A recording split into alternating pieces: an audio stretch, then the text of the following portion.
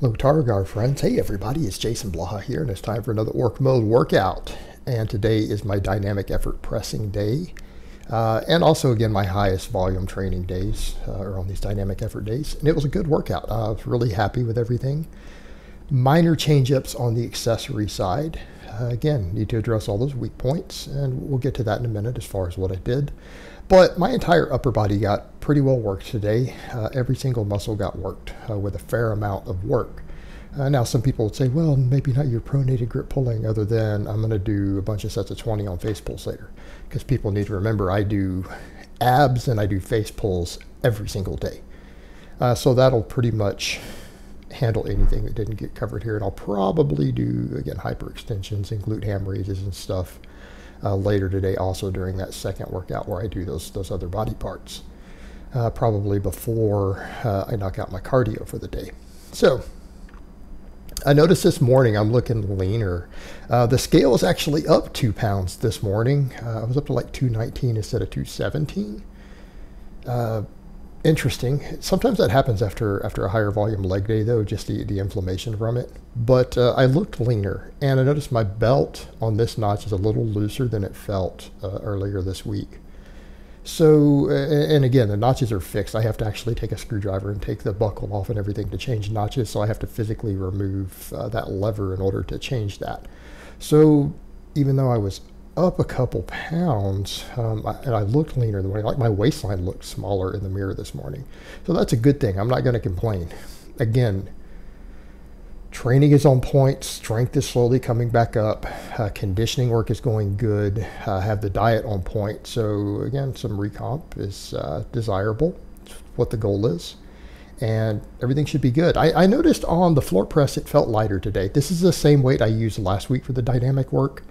Same reps and sets, but it felt a little bit lighter. So that's a good sign. That means hopefully when we get around to this coming week, I think I want to go ahead and do max effort with the floor press. And let's see if we can get a 5 pound PR. All right, that'll be the goal over doing it last time, because it was 4 weeks ago when I tried a 1 rep max on the floor press. So I'm hoping we'll get a PR.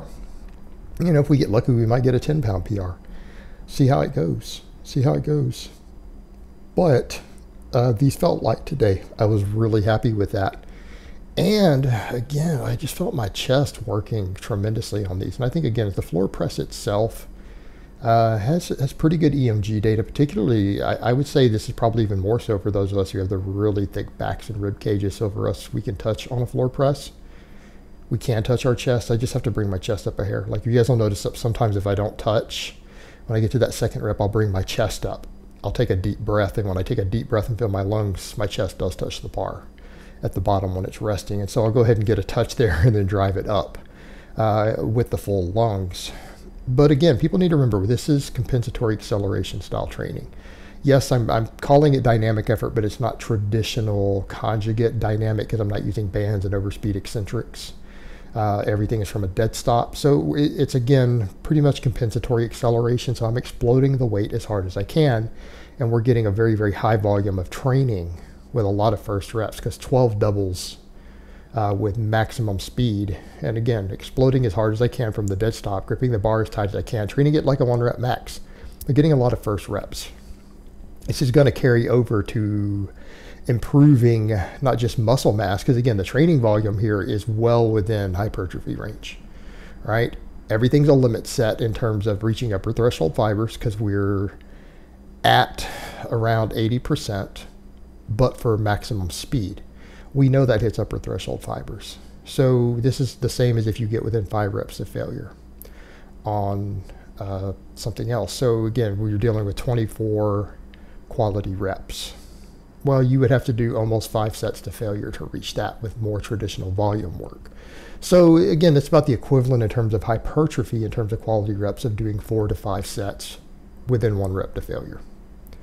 So we're getting our hypertrophy type volumes here, but working on compensatory acceleration, a lot of first reps that will carry over to movement patterns on 1 rep maxes. So this will improve tremendously, not just size, but 1 rep max training on the floor press, and obviously floor press carries over directly to bench press.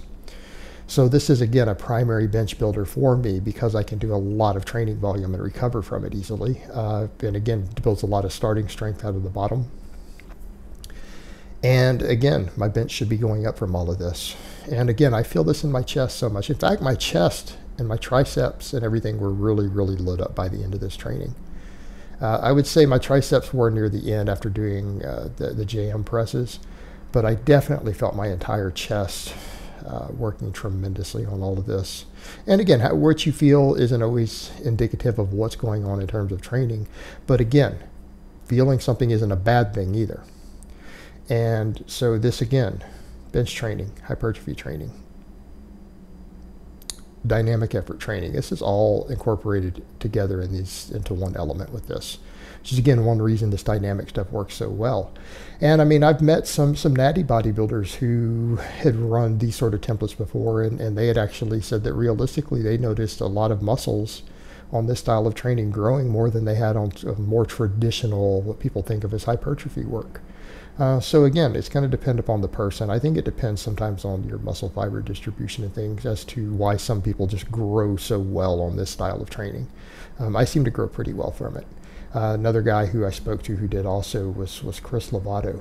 I chatted with him about it in person, and he had said that even doing the dynamic work with bands and stuff, that he noticed things like his back and everything else grew more than any other training style ever had made it grow.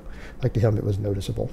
Then we did the press. Again, I stopped at 10 sets today. I felt like, again, I'm getting up here towards 20 real working reps on this. I did a fair amount of heavy pressing on Tuesday, and I just felt like trying to get 12 sets of this seemed like a bit much. The 10 felt really good. I felt like I got some quality work in. It was plenty of training volume, especially considering I did 5 fairly heavy sets 3 days ago, right?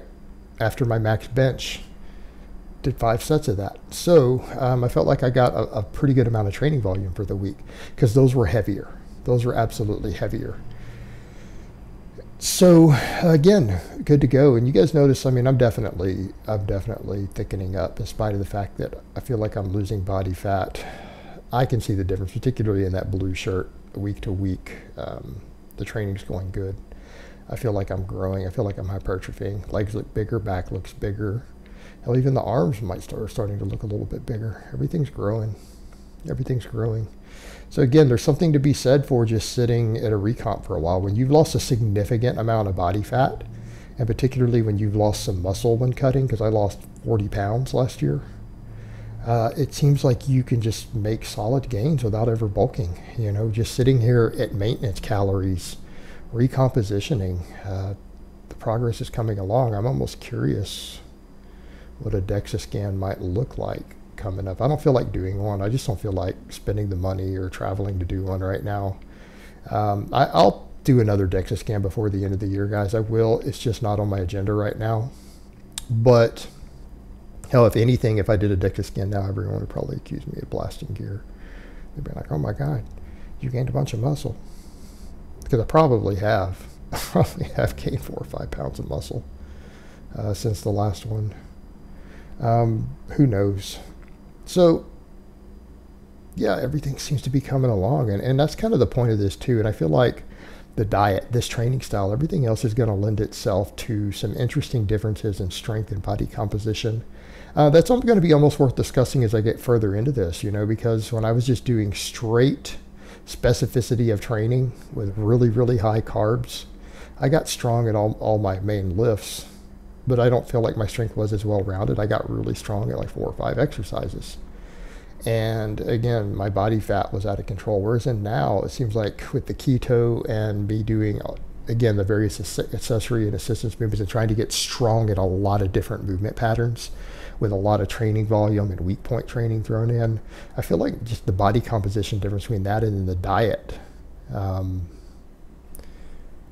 I don't know, it feels like totally different. It feels totally different. And it's not to say that you can't get amazingly good at powerlifting on really high carbs and Bulgarian style training, but it's just the difference I think is noticeable. I look different, and I feel like I'm stronger at more things, you know, because again, I'm finding all my weak points and hammering them. If I'm weak at something, I beat it into the ground. All right, today decided to do chin-ups. You know what? I've noticed again, I've got the inflammation in my bicep tendons under control. I feel like I've got it under control. I can manage the volume with it. And I'm not going to be hitting maxes on this every day. So I'm like, I need to get some chin-up strength back in. I feel like my biceps could use the work. And my God, I did a fairly narrow grip on the first one. And oh my God, the bicep pump was ridiculous. And I hate to sound like a bodybuilder, but it was. It's like, wow. I had to bring the grip out just a hair for the next 2 sets because it just felt like it was overwhelming. Felt like my biceps were going to burst, and it probably wasn't ideal leverages to get full reps in. Maybe not. I might mess with the grip width a little bit more in the future. Who knows? Varying grip width a little bit can help with overuse. So maybe if you're getting some tendonitis, bringing the grip in or out a couple inches can help with stuff like that. Again, it can be about preventing overuse injuries. Just adjusting minor things like that back and forth. Again, something to be said for it. But yeah, I did 3 sets of 6 today. Full range of motion, obviously. These are all dead hang. None of this half reps on the way down. And considering my body weight, though, I don't think this is too bad. I mean, some people, yeah, 25 for 3 sets of 6. They'd be like, well, that's not that good. It's like, well, this was deep into a workout. This is after 20 sets of other upper body stuff. And I am coming all the way down, and I was 219 on the scale this morning. Then I've had breakfast, I've had coffee, I'm wearing my boots. Who knows how many pounds that's adding? And then the 25-pound plate.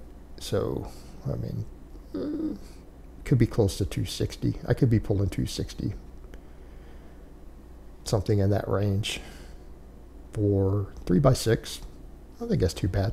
Good for just good working weights. And irrespective of that, I noticed it's the first time I've felt in a while a back exercise actually in my lats. Yes, I felt my biceps, but I noticed after the first set, I felt both sides of my lats twinging a little bit. It's like, oh, that's not normal. I don't normally feel my lats on back movements. I know I have a big, thick back, but I don't actually feel my back.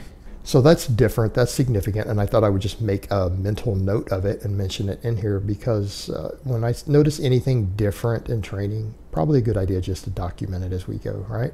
Because these are not just for you guys to follow what I'm doing. This is for my own documentation and for me to refer back to and know what's going on at different points in my training. For me, this is kind of my own notes.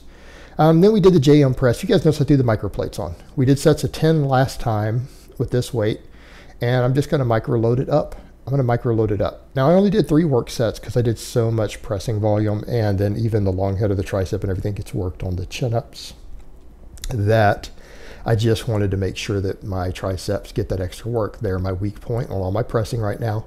I need to thicken them up, and so we're going to throw this volume in with the JM press. So the first couple sets of 10 were somewhat challenging, but they weren't limit sets. So I went ahead and I cranked out on the last one. I think I cranked out 13. So we're now doing 13 with the micro plates added when I think I could only do 6. I started doing these a couple weeks ago. And I think the goal, let's set goals. I want to get strong enough to do a work set with a 45 on each side on these. And I think when I get there, my triceps are no longer going to be limiting my bench press, right? Or my overhead press. I feel like they'll go up significantly due to tricep strength. Because again, this is direct specific bench-specific tricep training. The JM press has, again, direct carryover to the way the tricep works on the bench press.